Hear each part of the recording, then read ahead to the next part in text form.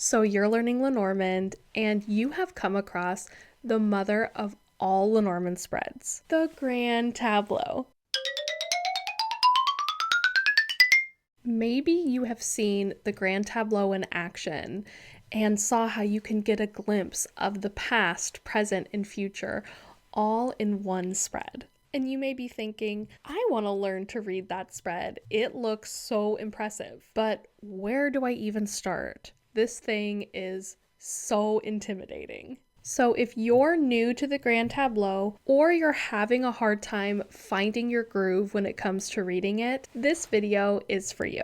If you're new here, hi, I'm Emily Rose. I'm a professional Lenormand and tarot reader, and I also teach tarot readers and the mystically minded to read Lenormand like they're talking to a friend. And today we are digging into my 5 top Grand Tableau tips for beginners. I'm so curious, if you're watching this video, can you let me know how much Lenormand experience you have? And also feel free to drop an emoji with how you're feeling about the Grand Tableau. Make sure to stick around till the end of the video because tip 2 is a complete game changer for a lot of people.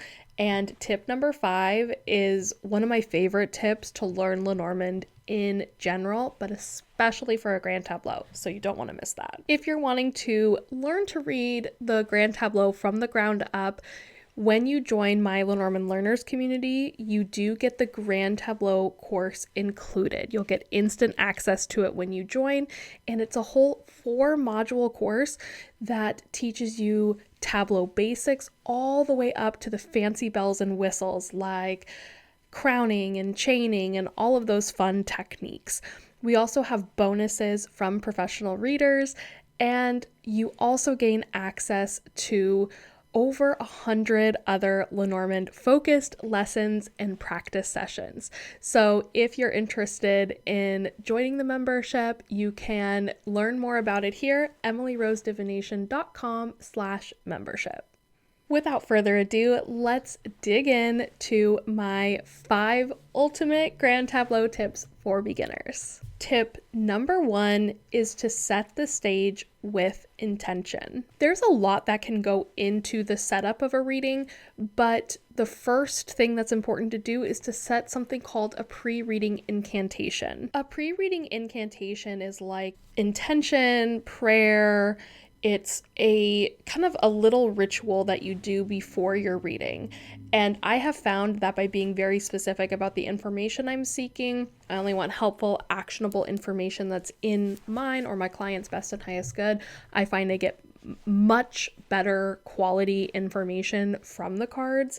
And I literally cannot do a reading without even saying it now. It truly heightens the experience of the reading. The other piece of this is that having a ritual of some form relaxes you and it sends signals to your body that you are safe and it is okay to be here. This helps reduce anxiety, stress, all of those different things that we don't want to carry in to a card reading. The other piece of setting the stage is to charge your cards. If we think of the Grand Tableau as a map, I think of the charged cards as our landmarks. They are important points that are going to anchor us into the reading and give us a sense of what is coming up for a particular area of life. For instance, say you're reading for a woman, you charge the woman card as the querent. Then when we see the woman card come up, we know exactly what that card is talking about. There's no confusion. We know that this card is going to represent the querent. And the way that we can infuse some of that intention is simply by holding the cards before we're beginning and just saying in your mind or out loud, the woman card represents the querent. If you want a work card, you could say the fox represents work, or whatever you use for a work card. You could say the bear represents long-term finances. And you can charge cards to represent those specific areas of life. This is probably the biggest mistake I see new folks to the Grand Tableau making. They typically aren't charging cards with enough intention.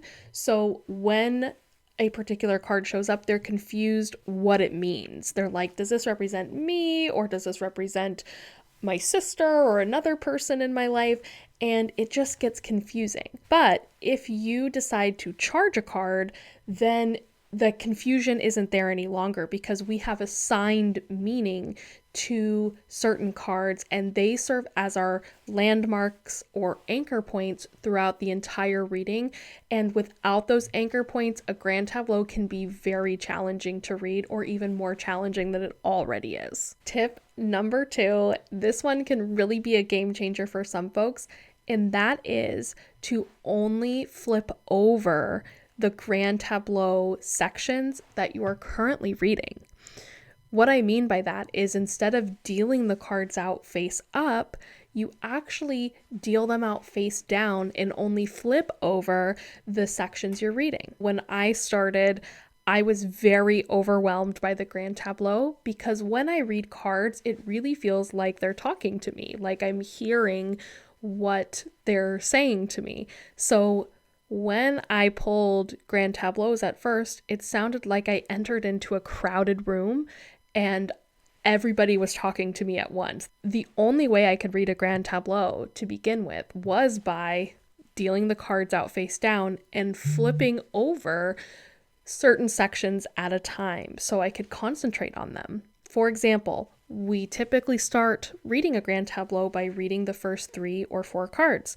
So to do this, you would just flip over the first 3 or 4 cards and leave the rest face down so you can just concentrate on the section that you're reading. When you think about it, all a grand tableau are a bunch of little spreads smushed together and a bunch of little spreads that correspond to each other.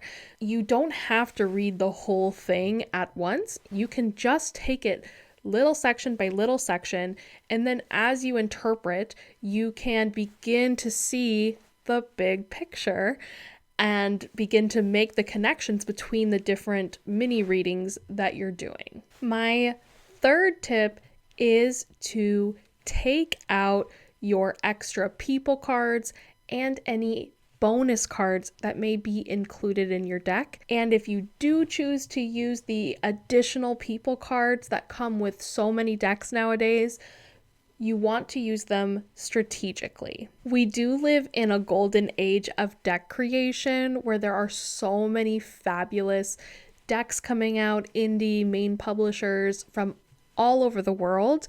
And this is fabulous.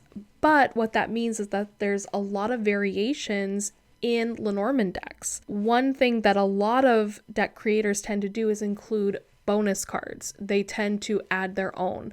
I personally use the Rana deck as my main deck, and she has 4 additional bonus cards plus 2 additional people cards. These are wonderful additions, and I absolutely use them. But when you're first starting out, it can be overwhelming to include more than the 36 cards. Additionally, the more people you add to the tableau, the more complicated your tableau is going to be. Also, you want the real estate of the tableau to primarily go towards your querent and towards things that directly affect them. If you have too many people clogging up your reading, you're not going to get that high quality information most likely that you want about your querent and the areas that they ask to charge. So what do we do if a querent wants to know about a lot of different people? What I tend to do is ask the querent to only include people in their tableau that are in their day-to-day life. So this would be spouses or significant others. This might be children who are living in the home. What you do not want to include are friends that you see every now and then, family that live far away. Those types of things you don't tend to want to include in a tableau. So what I say to a client is, let's only include people that are in your day-to-day life in your tableau, but I would be happy to pull a spread for you afterwards about this person or that situation or whatever it is that they wanted clarity on. Once you get your bearings with the grand tableau and you start developing your own style and way of doing things, then you can feel free to add in those bonus cards again to include more people and try things out. But when you're just starting out, I highly recommend leaving all those things out so you just have less factors to worry about and you can just get comfortable with the 36 cards on the table. Tip number 4 is to read the grand tableau in layers and to leave some layers off completely when you're first starting. If you've read a book on Lenormand or have spent any time searching online, you've probably heard of techniques like reading houses, chaining, crowning, knighting, all these things that sound fancy and they're kind of like the bells and whistles. And of course, we want to use those bells and whistles because they're fun, right? We want to do detective work through our grand tableau. We want to lay down another card on top of another card and crowning because that just sounds majestic and fun. But a lot of those things are not required in order to get a lot of good information from your tableau. As I said before, a grand tableau is just a bunch of little readings, little spreads that are kind of all smushed together and talk to each other. For that reason, you can just take it spread by spread. You can start with, the first 4 cards, then look at where everybody is on the horizon of awareness. Then you can look at intersection of forces. And if you don't know what I mean by saying these things, I do have a grand tableau blueprint that is included inside of the Lenormand Learners community in the grand tableau course that literally walks you through the steps of a grand tableau and how to do it. So when it comes to reading a grand tableau, you don't have to take the whole thing in at once. And that's something I see a lot of beginners doing and just getting so overwhelmed. What I suggest doing is to leave off all the bells and whistles to start with. You don't even have to read houses when you start reading a grand tableau. Houses are these fixed positions on the grand tableau that kind of color the meaning of the card that happens to fall into it.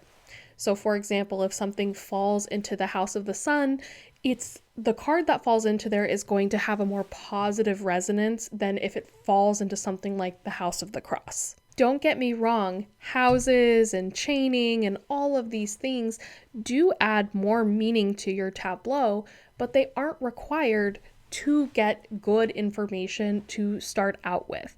So when you're learning and when you're practicing, feel free to leave those things off and then begin to slowly add them in as you begin to feel more competent and confident. Last but not least, and this is probably my favorite fun tip when it comes to reading Lenormand in general, but especially for a grand tableau, and that is to pull grand tableaus based on movies, books, or TV shows. This is such a fun, easy, and low stakes way to practice that Rana George taught me when she was mentoring me. She'd have me watch murder mysteries and things like that and have me pull grand tableaus on what would happen throughout the course of the movie or series. If you're thinking, well, that sounds a bit silly, I don't know if I want to do that, I can tell you that this is something that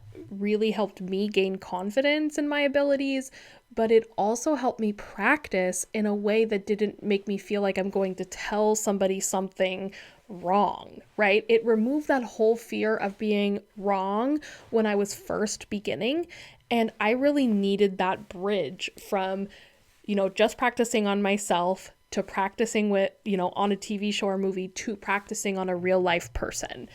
And I think that a lot of people just jump that bridge, and sometimes that works out great, right? We all need to jump that at some point.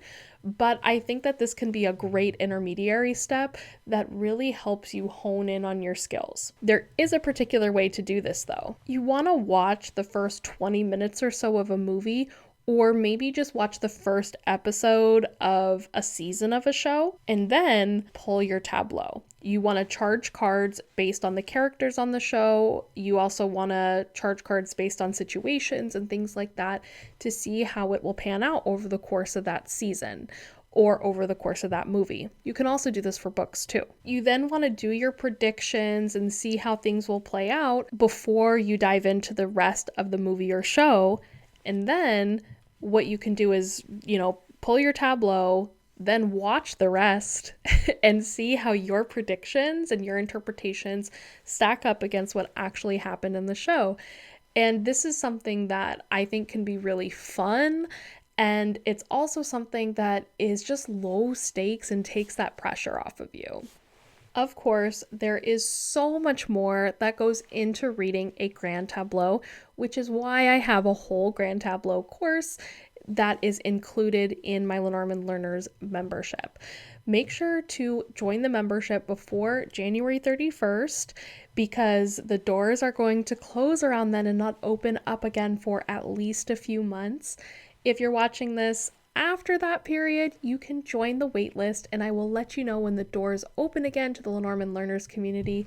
Here is where you can find information on the membership and join the waitlist. I just added a new live event that we've been doing. Actually, earlier today, as I'm filming this, we did something called the Grand Tableau Hotline, and that is where I'm on Zoom, we pull a Grand Tableau together, you're pulling your own, and I'm helping you interpret your Grand Tableau as we go.